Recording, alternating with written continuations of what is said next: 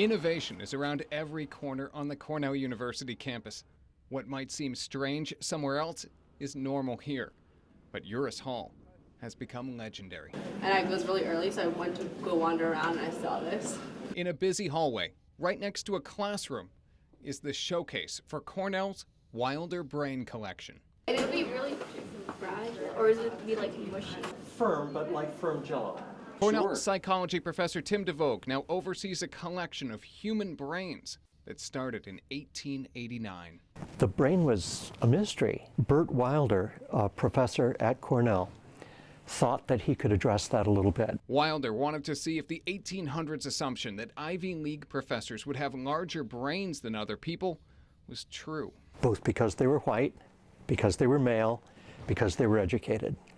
And as the brains were collected, each of those hypotheses was proven wrong.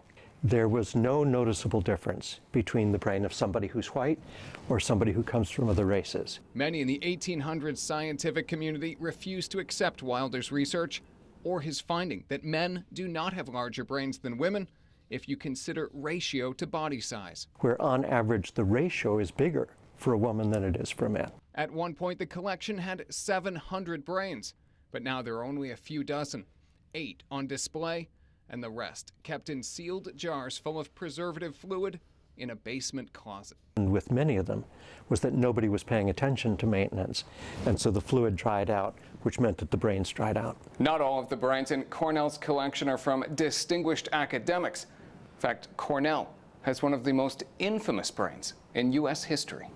Edward Roomoff was a scholar, teacher, and author.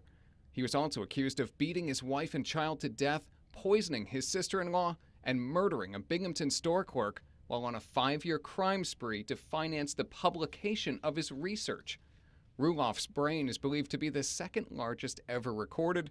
His story was a lot for Cornell freshman Christine Kong to absorb while on her way to class. He's certainly brilliant, like no doubt about it. He might be a murderer, but he's certainly brilliant.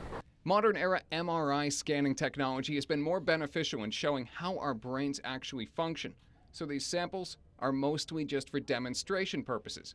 But Cornell maintains the collection, since you never know what could be possible in the future. If who we are, if who we've become through our experiences is in our brain, in the patterns of connections it's made, is there some sense in which that information is still in Professor Schwimmer's brain? If we were extraordinarily clever and could replicate all of the cells and all of the connections that are in that brain, that in some sense those memories would come alive again. It's the stuff of science fiction, but science fiction that has a way of becoming reality. Until then, the Wilder Brain Collection is open to the public on the 2nd floor of Uris Hall on the Cornell campus.